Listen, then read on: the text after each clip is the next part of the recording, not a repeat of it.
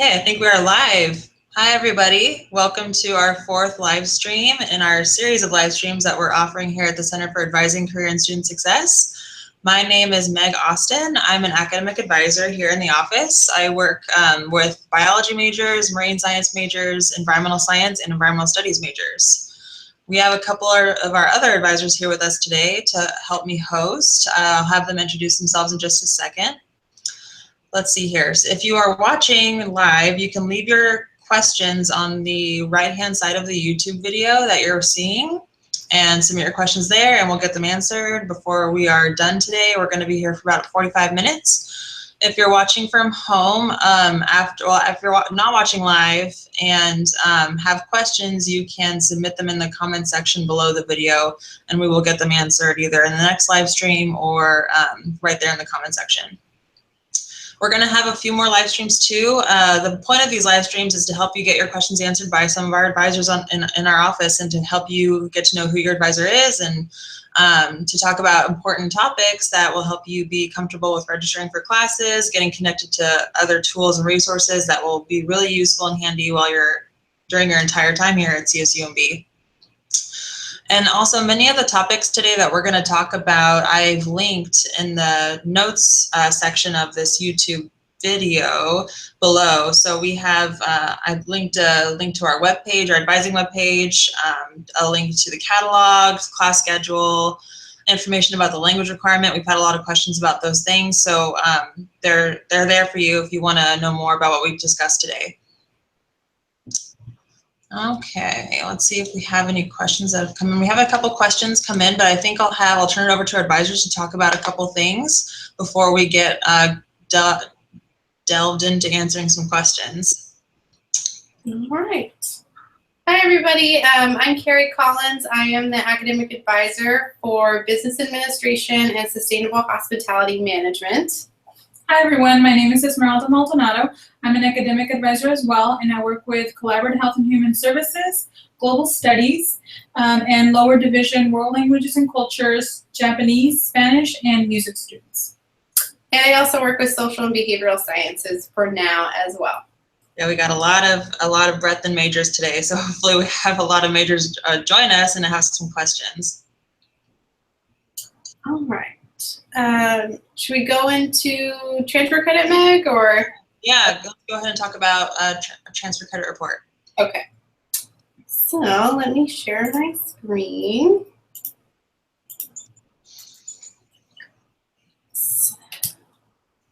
I have our test student, Monty Ray, open.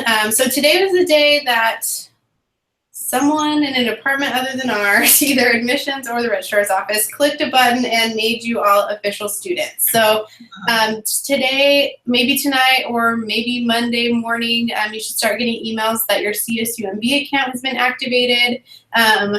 It's good to log into that. One, you should be checking it all the time, but to set up your security questions now. I know a lot of people log in on their phones or in their personal laptop and save their password on there, but then you forget it and you're not able to log into any other computers. So get those questions set up so that if you run into a problem and you need to use a computer outside of the one that you're normally using, that you can get in, reset that password and get into it quickly. If not, it just kind of becomes a hassle. But aside from that, this is our Student Center. We went over this in a couple of other live streams, but this is kind of like our home base, right, in CMS.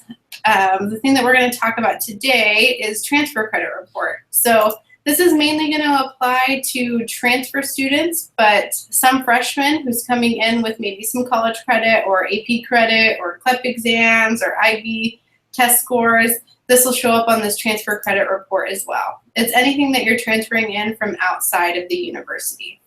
It's really important to note, everyone, that if you just took AP tests and the scores are not out for you yet, whenever you receive them, it's important for you to request them to be sent to CSUMB as soon as possible. That way we know what you got credit for and we don't have you repeat courses that you don't need.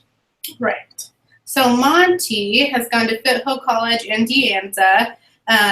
The transfer credit report shows the number of units that you transferred in, your GPA at those schools, and any adjustments. So everybody can transfer in a maximum of 70 units from a two-year university. Right now, since we're still waiting on final transcripts from community colleges, we haven't made those adjustments yet, but eventually this will show 10.735 to get him down to the 70 units that he can transfer in. Below that, it shows all the classes that he's taken and how they're counting for classes over here. So sometimes they'll show up as an articulated class, so a class that's equal to CSUMB's class, and sometimes it'll show up as a transfer code. So this Psychology of Sports transfers in as T113. The T113 is the transfer code. And then it also shows the GE area that it's associated with on here. That Psychology of Sports class is a D area class at CSUMB. With transfer credit, it's important, guys, that as Carrie mentioned, we haven't received the last transcripts from the classes you took this spring. For most of you that are transfers, that means that you don't have 60 units on record. This is going to matter when you try to register for junior level classes, which require at least 60 units on record. That doesn't mean you're not a junior. That doesn't mean that you're not going to get them. It just means they're not on file yet. And you're going to need permission numbers to add those junior level classes, okay? That also applies for maybe a prerequisite course that you took in the spring, but we still don't have, okay? So just make sure to touch base with your advisor as to where you get permission numbers. All of us are gonna send you emails and the information should be on there, but if you're in doubt, just contact us. The other thing that the other reason why a transfer credit report is important is because, one, it lists everything that you've taken. So it's good for you if you know that you're coming in with credit from an outside university to make sure that it shows up and make sure that everything has transferred over the way that you thought it was. We're always here to help you and kind of point you in the right direction, but ultimately you are the expert at your education. You know what you should be coming in with. You know for sure if you've met a prereq, a lower division class is a prereq, so we're always here to help, but definitely take a look at it too.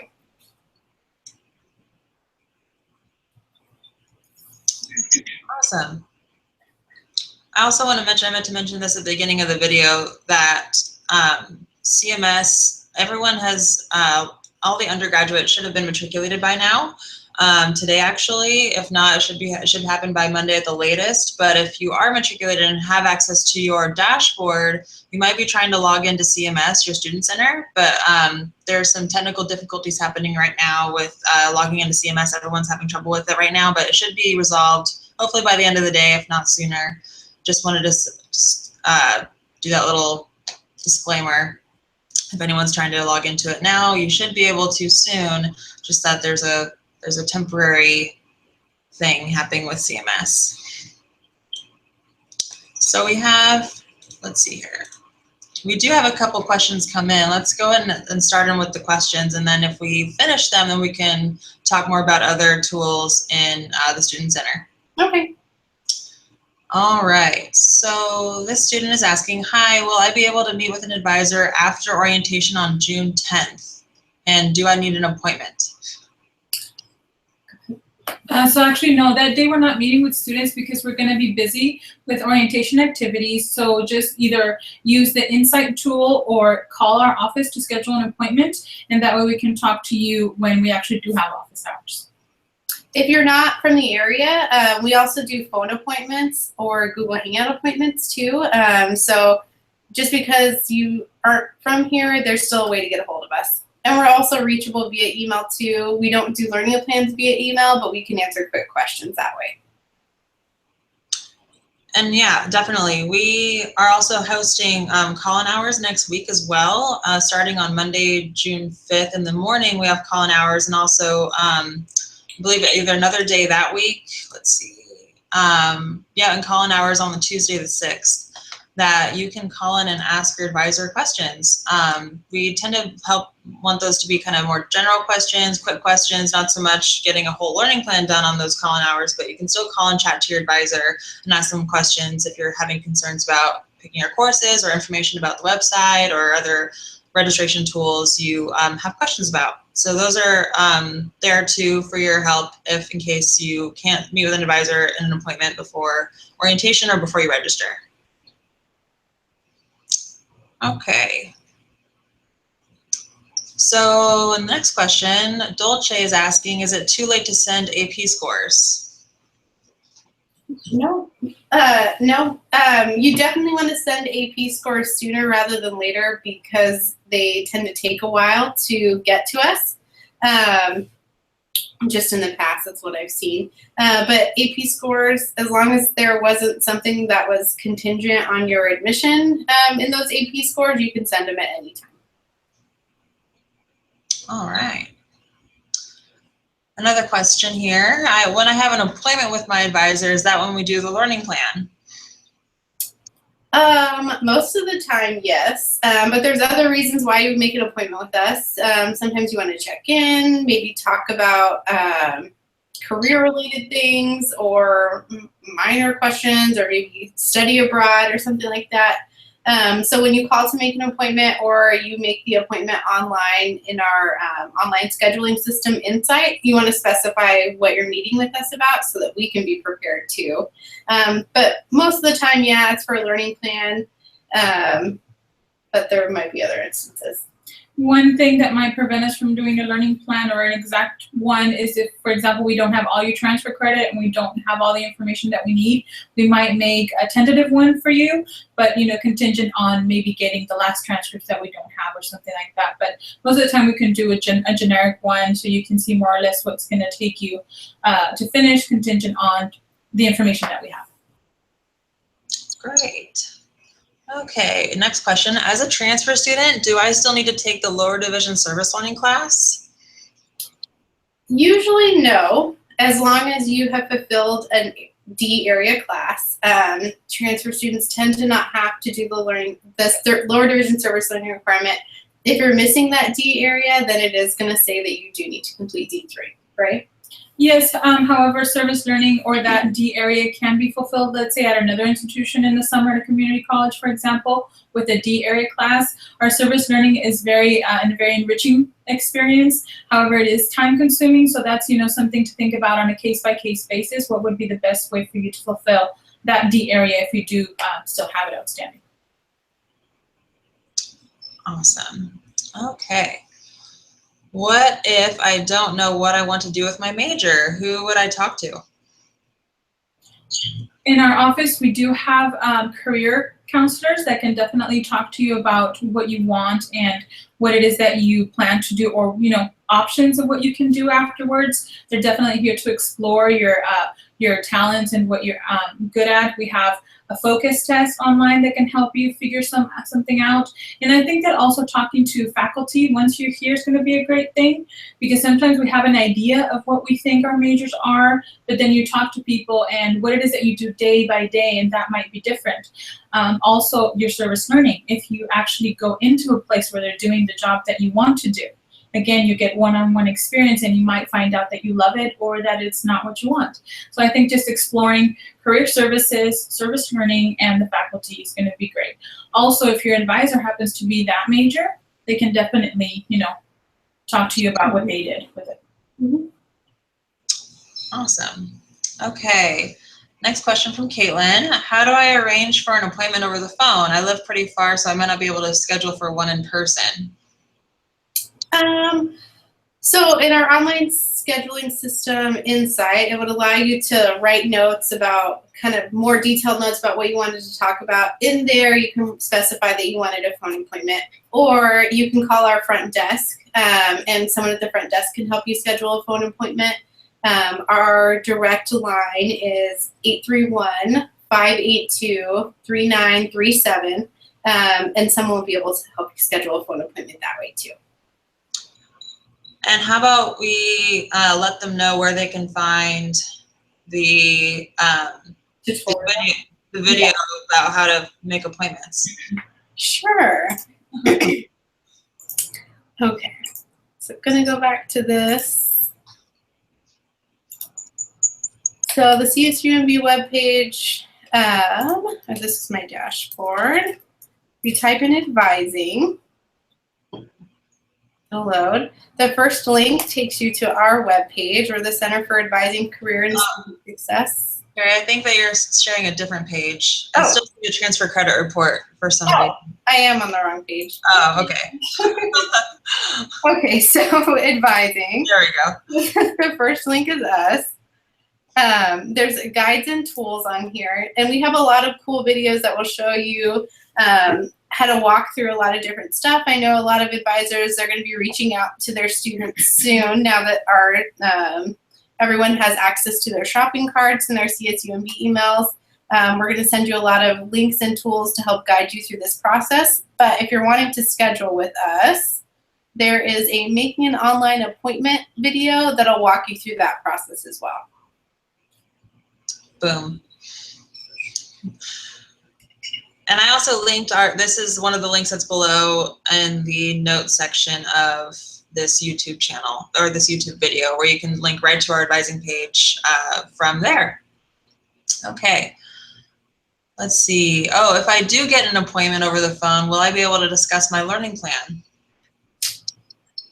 Typically, we're not able to do learning plans over the phone, just because it's more of a face-to-face kind of deal, so that you can actually look at the learning plan and then we can make adjustments together. But if you're just worried about your registering for your first semester and that first semester classes, that's what we typically talk about over the phone. And then we save the learning plan for when you actually get to campus. And if we can't do the learning plan over the phone, on our websites, we do have, semester by semester examples of what a learning plan would be. Those are called the pathways. We can refer you to that so you can see what a typical student might do. Again, it might vary for you depending on your work schedule, depending on how many classes you want to take, and depending on what level you're at. If you need remediation, for example, if you're a freshman, or transfers if you need to start with prerequisites, it might change for you. But again, that would give you a general idea as to how to start and when you would finish. And again, it's a semester by semester plan. And we have samples of that online, so we can guide you to that. Carrie's going to show us an example of that right now so you can see where they are. Am I sharing the correct screen, Meg? I see our advising page. Okay, good. Wait, I was on the advising page before too. I think this is the right one. Yeah, you're at. I think you're actively looking. We're looking at the one you're looking at. Okay. So from any CSUMB website, if you scroll down to the bottom, there's a link to the catalog. So the catalog has lots of useful information. It tells us all the general education requirements that we need to complete, and also major requirements that we're held to as well in order to graduate. So if you go to academic programs, undergraduate programs, because everyone is an undergraduate who is receiving their bachelor's degree, and select your major. So I'm going to select business because I know that one is a good pathway. You're a little biased, I think, Carrie. Yeah. All of these sections are collapsed. The required courses are here. So it'll just list all the major classes that you need to complete in addition to your general education. The last link is the course pathway. So for business, there's a general pathway for freshmen. So it lays out what a freshman might take, but like Esmeralda said, it kind of just depends on what is going to work best for you, how many units you feel comfortable taking. It's a case-by-case basis. And there's also a general transfer pathway as well. Great. Okay. So we a little bit answered this question, but we may be able to elaborate a little bit more. When is the best time to make a learning plan? Would I be able to make a plan after my orientation? I always like to do, just for me and my majors, I like to do learning plans after you've registered for your first set of classes, so then we can at least have some concrete plans knowing that you're registered for these and this is what it's going to look like after. So I would say if you're going to do business sustainable hospitality or SBS, I would wait until after you at least register for your classes. So that gap between July and August would be the most ideal time. If not, then we can do a tentative learning plan with the idea that it might change depending on what transfer credit comes in and stuff like that. Or once you start too, in September too, it would be a great time for you to, if you can come in before, or if you can't come in person before you start classes, then once you start, I think seeing us in September would be a really good opportunity to see you when you're just starting here, and we can get checked in to see how things are going and then work on your learning plan from there. Mm-hmm. Anytime, probably before the end of October, between the start of school and the end of October is a good time to come in and see us. And that is important because around at the end of October is when you're going to register for spring. So it's really important that you come and see us before that so you have a plan and you're not wondering as to what comes next. Because again, mid-semester you're registering for the following one. So it comes up pretty quick. Yes. Okay. What is one piece of advice you would like all new incoming students to know? Who asked that question? Someone named Alex J. Oh, okay. What do you think? One thing that I would say is make sure that you touch base with a professional for any question that you have, whether it is advising or financial aid or housing. It's really easy for students to say, oh, my friend told me this, or I heard that. There's a lot of wrong information going around, so make sure that you don't base your decisions on wrong information. So just come to a professional. If you heard it from one of us, it's going to be good information rather than I heard it from my friend. So if you take nothing else from these webinars, I would say that. Yeah. That, and I think make an effort to get involved in something around campus. Because I know for transfer students and freshmen, if you're coming from out of the area and it's your first time away from home, it can be a lonely place, not knowing anybody. But it's also a really exciting time where you get to explore a lot of different things. So we have a lot of cool clubs around campus that you can be a part of, whether it's major related or just something that you wanted to try. Get involved. Totally, and just following up on that, there are a lot of good events happening the first 2 days. So like the first week that classes start on a Wednesday, August 23rd. The Monday and the Tuesday of that week, a lot of great events are happening, put on by the first year experience team, and a lot of other offices on campus too. So I really encourage you, even if you're not living on campus, you can still be involved. If you're commuting, you can still get involved in those kind of orientation events, not orientation itself, but they're events to help students get connected to resources on campus. There'll be a tutoring session or like ways to meet tutors in the cooperative learning center that we have. There's ways to help you with starting a time management plan. There's a lot of different offices that you can meet and get to know, and other students who will be volunteering during those events that you can kind of talk with them too and get advice. And these events are also geared towards the transfer students. Just because you've been in school doesn't mean that you're not new to CSUMB. So just make sure to participate in those and don't be, shy about it. Just don't think they're just for freshmen, because they're not. They're definitely geared towards both, new students in general, whether transfers or freshmen. Yeah, absolutely. Great. Okay. Can I take Spanish at the community college I just graduated from and still get credit at CSUMB, for example, next summer? Yes, but so everything is always kind of like a yes, but you can do it. You can do it, but it depends on if you're in a high unit. If you're in a high unit major that needs language, yes. But if you're going to need the units, everyone needs 120 units to get to graduation. You can only transfer in that max of 70 units. So if you're needing units, you might be better off to take the language class here to get you to that 120. You should check in with an advisor to see. But if units aren't an issue, then you can definitely take it at a community college and transfer it back in. Awesome. Okay. Hello, Diego here, incoming transfer student majoring in kinesiology. I am planning on taking a summer PE course at my community college. Would I then have to send another transcript for that course? Usually you send everything in because you want everything to count.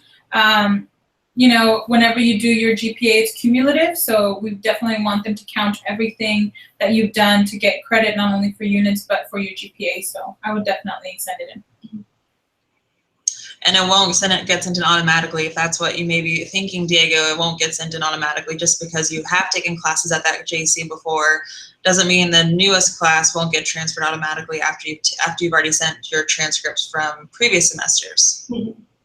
One thing I wanted to mention about transcripts, sometimes it's easier for you to either go pick up the transcript and you drop it off at CSUMB at the corresponding office versus sending it from school to school. It does take a little bit longer for transcripts to get to CSUMB and then be processed. So if you are able to either have it sent to your house, for example, and you turn it in manually, that's what I've seen that's worked for students to get them processed faster. So. Great, awesome. Okay, moving right along. A question from Marissa. I am a transfer student and was looking at the class schedule. I was looking into taking LS 394/LS 394S. However, I can only find LS 394S and it says arranged. What does that arranged mean? I think that's what she means to say. I think she might have done a little typo, but yes, I think that's what it means. Do you want to pull it up, Carrie, so we can see it? Yeah, let's look it up here. See. And if we can't clear it up by looking at the class schedule, then we can tell Marissa who she can email about it because Jacob is still taking questions. Cool. There is only LS 394S. So arranged usually means just that, arranged. So in cases like service learning class, it's called arranged because you're doing the service learning outside of class, right? Or you're meeting up with the professor who's holding the class, like just going to their office to turn in papers. Is that? Usually the arranged, sometimes it means it's an online class, but again, you click on the description and it'll tell you exactly what it is. Sometimes I've seen classes that only meet 4 times a semester and they'll exactly tell you what times they meet. Mm-hmm. So these are, out of the ordinary kind of classes. So it's always really important to click on the description and read it in detail, and it'll tell you what, because they're not meeting Tuesdays and Thursdays at 4 every single week. They're meeting, in an extraordinary way. So just make sure to read it, whether it's online class, it'll tell you, or whether they're only meeting at certain times of a semester, it'll tell you. And if you click on that course in the class schedule and scroll down to the bottom of the page, it gives you the professor's contact information, so you can get in touch with them to see what they mean by arranged. Just like briefly glancing at that, I couldn't tell if it didn't say online only or anything like that. But was there an instructor assigned to that class? Do you remember? No. When there isn't, then you contact the department, which would be the Global Studies department. And Jake, you said Jacob is still taking? Yep, Jacob Long. Marissa, if you want to email Jacob Long, that's currently the Liberal Studies advisor, and you can email him to get your questions answered too about those classes. He should be able to help clear stuff up too. Sure. Here, and I am on Jacob's contact page, so we could pull that up too. So there he is. All right, do we have any other questions, Meg? Yes, okay. So this question might be specific for the computer science advisor. How do I know if there are internships for the CST Computing and Design program for exchange students? Thanks. I do not know. And I would contact Jessica Pinales about that. She might have some more information, or she'll know the person to get in contact with who can connect you to that information. Yeah, that's a very specific question, but each department has contacted internships with their professionals in their area. Also, our career services department has access to a lot of internships, so it's really important that you make yourself known to the career advisors. Come and talk to them, tell them what you're interested in, because a lot of things pass through their desk and you want them to know you, and maybe you pop into their head when an opportunity comes in. I've seen a lot of students wait until the last time, the last possible opportunity their senior year to come to career, but it's really important that you come in early so they can get to know you, and if there's an opportunity that fits you, then they'll contact you. Awesome. Okay. Next question. Does my GPA from my JC follow me to CSUMB? Yes, it does. It follows you everywhere. Yeah, it's gonna follow you forever.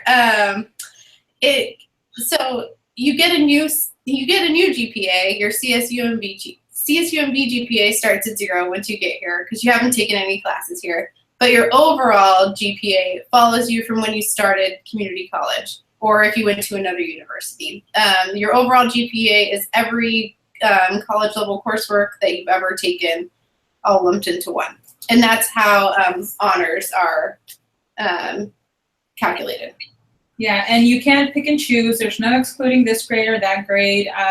Students have asked, and one class that you took 10 years ago and you were just not serious about it, it still counts. So, just make sure that if you're taking a college level class, do your best effort because it's going to matter.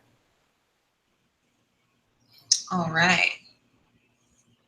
Next question.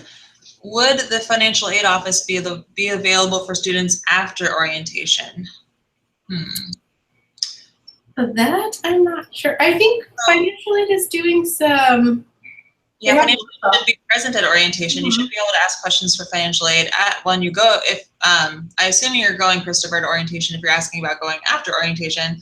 But if you're going to orientation, then they should be there to help answer questions. Also, we're doing a live stream next week with financial aid on the 7th.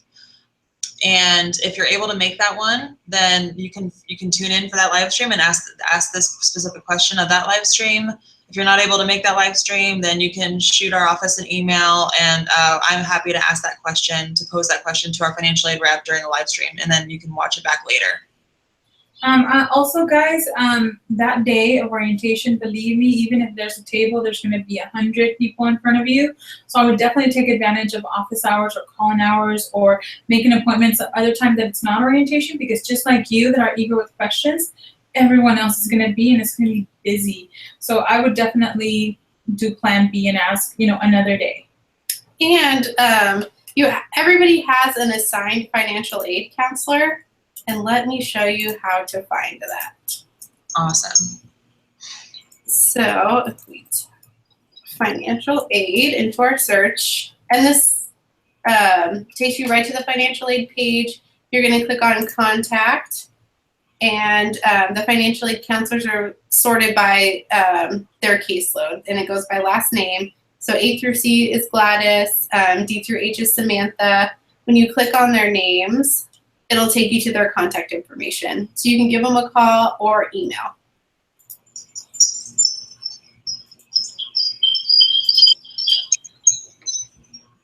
All right. Next question. Hello, I have a couple questions. If we are not able to attend transfer orientation, from what I understand, we do not get priority registration. Do we have the same class sign-up dates? No. So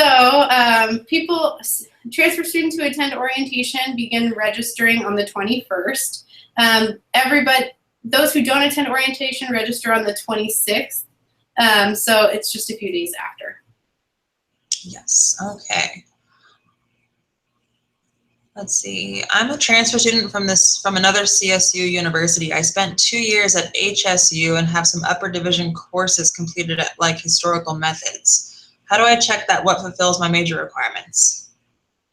I think that's going to depend by major. For example, business, there's one person that does that, which is the chair of business, Dr. Shockley. So all students have to meet with her. So it varies department by department. Sometimes it's the advisor, sometimes it's the faculty. So check with your advisor to see if it's them, and if not, they'll direct you to who it is.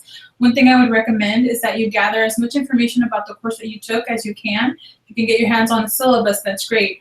Or as much detailed information, units, content, because the evaluator needs to see what you actually studied in the course. And if you were a junior, senior level class, for example, the numbering that's different from ours, all that information is going to need to be available to the evaluator. So gather that and then figure out who that is. Awesome. Okay. Will we be assigned our major advisors once orientation is done, even if we are unable to attend? And there's another question. Is there a max unit limit for new students? Well, everyone is so if you have declared a major, and I guess even if you haven't, everybody has an advisor right now. So if you're undeclared, there's a couple of advisors that you can meet with. If you know what your major is, you can look up your advisor. So let's do that. Yeah, that's great. And you also should check your email too to see, hopefully all of our advisors have sent emails already, at least to the email that you used to apply to CSUMB. Yeah. Introducing themselves and who they are. So be sure you're checking your emails too, and check your spam box if you haven't gotten anything recently from your new academic advisor. But I think it's a good point to show where we can find who our advisor is. Yes. And most of the time, you're going to have a professional advisor here in our center, and sometimes for some majors, the faculty is going to be your advisor. So Kara's going to show you where to find the list so you can figure what it is for you. Especially for transfers, sometimes for some majors, for example, the languages, for transfer students, you go directly to the faculty. Mm-hmm.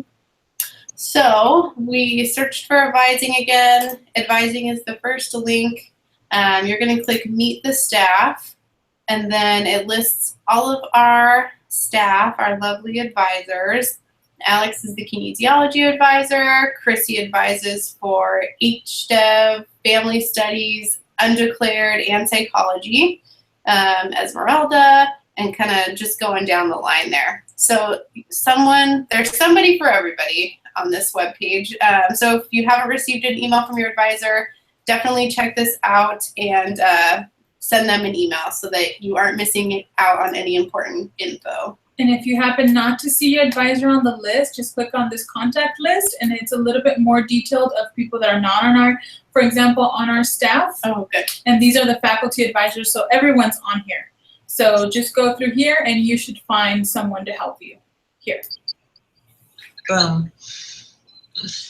And then what was the other question? Was max? Oh, right.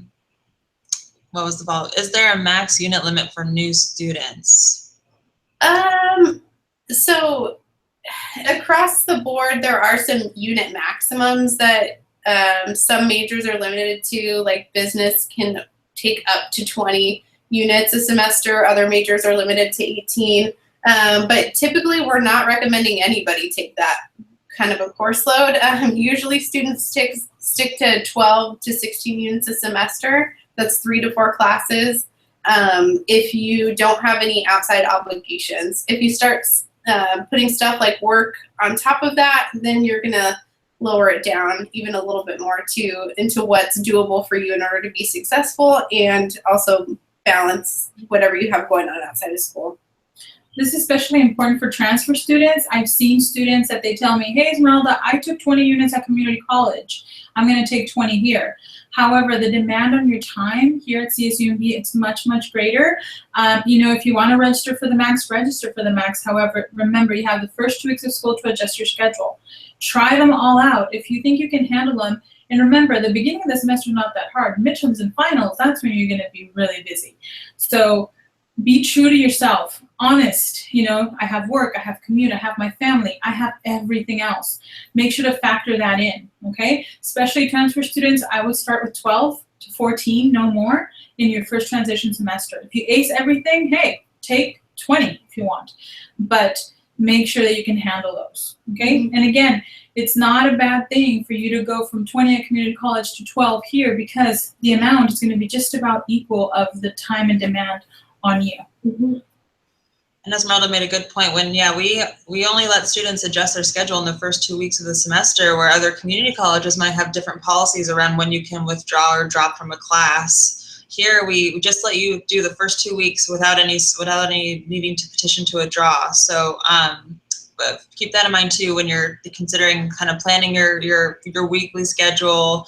It may be worth it to look at your syllabus of each of your classes to see, when your midterms are, when your exams are you going to be busy during those times? Are things going to overlap?